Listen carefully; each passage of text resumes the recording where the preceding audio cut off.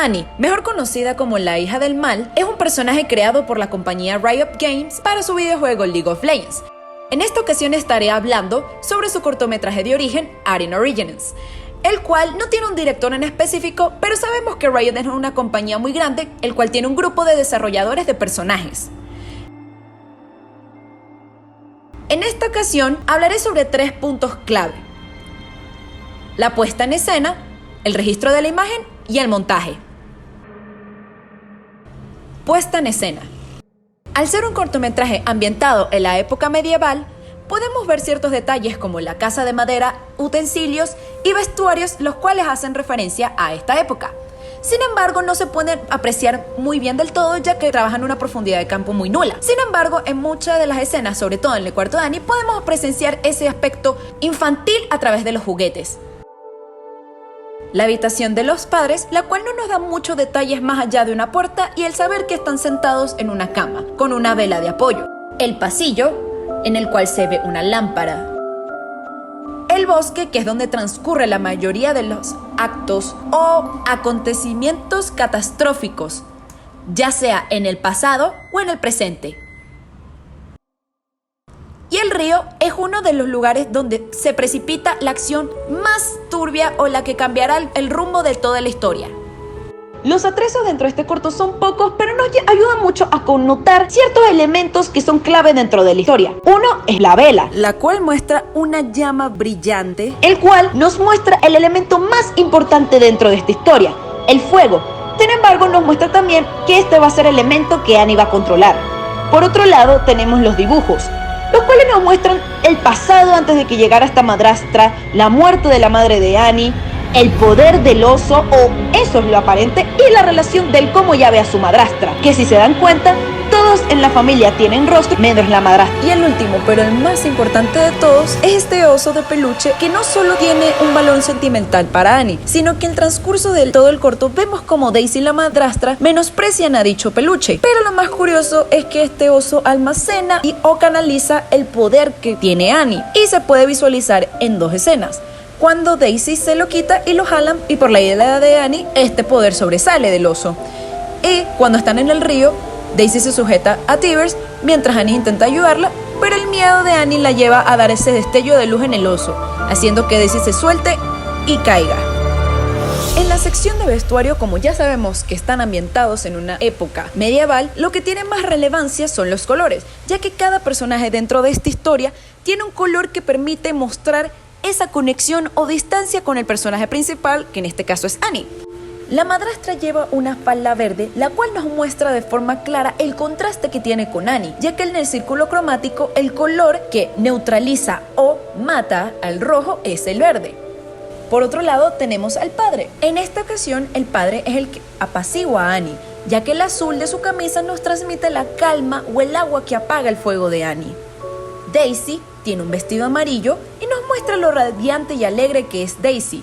Compenetra muy bien con el color de Annie y, como se ve en el transcurso de la historia, son muy buenas amigas. Annie tiene un vestido corto rojo brillante.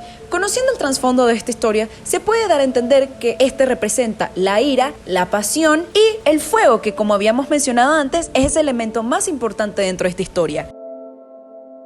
La iluminación en este corto, a través de las fuentes, podemos darnos cuenta que trabajan una luz bastante natural, ya que se basan en la luz del sol y en las luces de las velas.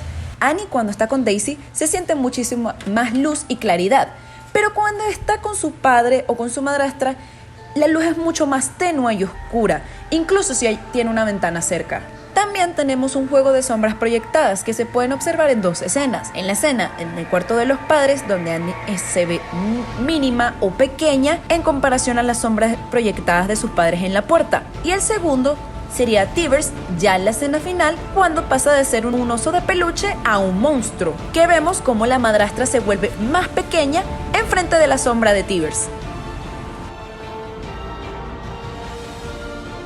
Siempre que vemos al padre, tiene una expresión de preocupación y de tristeza, tanto por su hija como por la relación entre la madrastra y Annie. Se ve mucho el amor que siente por su hija, cuando la abraza o cuando la salva del fuego, también cuando le da apodos cariñosos como Firefly, traducción a luciérnaga, que es una buena referencia al poder que tiene Annie. Daisy, por otro lado, siempre la vemos muy alegre, pero siempre que está con Annie ocurre algo que cambia completamente su rostro a miedo y tristeza. Por parte de la madrastra, al ver los dibujos de Annie, pasa a tomar una actitud de repulsión y de ira. Se dirige a Annie siempre con fuerza y sin un gramo de compasión en su rostro.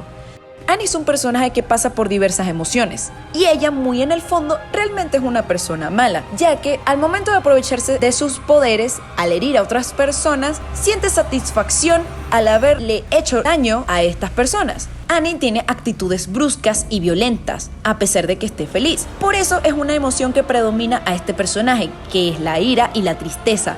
Su rostro es muy expresivo y podemos verlo casi siempre en primer plano.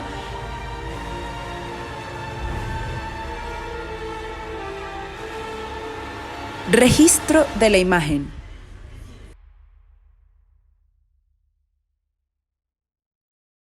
En esta sección casi todos, y digo casi porque la mayoría de los encuadres que presentan una composición más notoria, como en la regla de tercios, son en las conversaciones. En este corto trabajan los encuadres para solo enfocarnos en una sola cosa.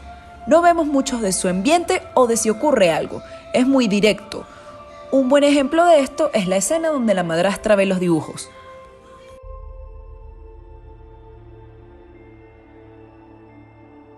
En las escalas se trabajan mucho en los planos cerrados, tanto para darle dramatismo o para darle cercanía.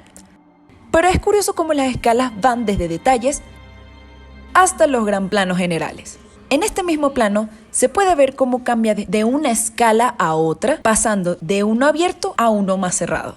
Algo que entra en estas dos categorías, tanto encuadres como escalas, es que trabajan también los encuadres inclinados, donde connota ese dinamismo y fuerza un juego con las escalas, y los encuadres que me di cuenta es en la relación de la madrastra con Annie. Todas las escenas que están en la misma habitación o lugar están separadas, como plano contra plano, creando esa lejanía que siente una por la otra. Al igual que es muy notorio cómo la madrastra se ve mucho más grande que Annie, pero esto cambia al final cuando las vemos a las dos juntas en un mismo plano, pero a partir de ahí Annie se ve mucho más grande que su madrastra.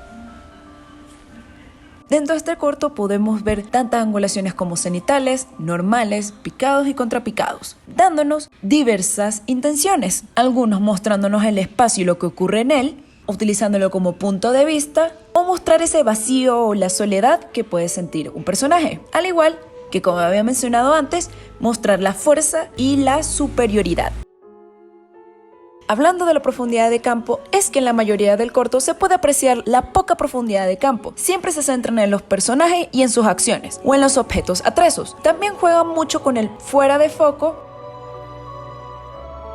Los movimientos de cámara apoyan mucho las transiciones.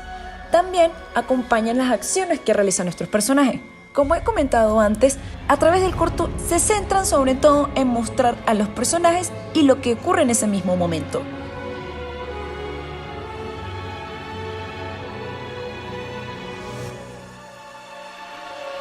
Montaje. A pesar de ser un corto animado, tiene un juego de cámara y de montaje bastante interesante, que lo vuelve de alguna forma pintoresco e irreal. Hablando de las funciones sintácticas, hay muchos ejemplos claros a través de las transiciones. Estos ejemplos nos dejan claro el efecto de enlace, ya que hacen la transición continua de una forma sutil. El efecto de disyunción no se puede visualizar de forma clara, pero vendría siendo el cambio de una escena a otra que no tiene nada que ver una con la otra, sino que ya ha transcurrido el tiempo de la acción anterior. Y el tener el recurso del flashback entra en el efecto de alternancia o linealidad. Claramente se siente una historia lineal, al saltar muy poco en la línea del tiempo. Sin embargo, nos muestran el después, nos muestran el pasado y nuevamente el presente y lo que continúa. Trabajando con los ejemplos anteriores se refieren más al sentido denotado, todas comparten que la transición se hace de una forma más sutil. En este corto entra el juego del flashback y recae en el punto inicial. Todo es bastante sutil y que claramente da el contexto de la historia. Con respecto al sentido connotado, Tibers, el oso de peluche, es el objeto con más relevancia y significado.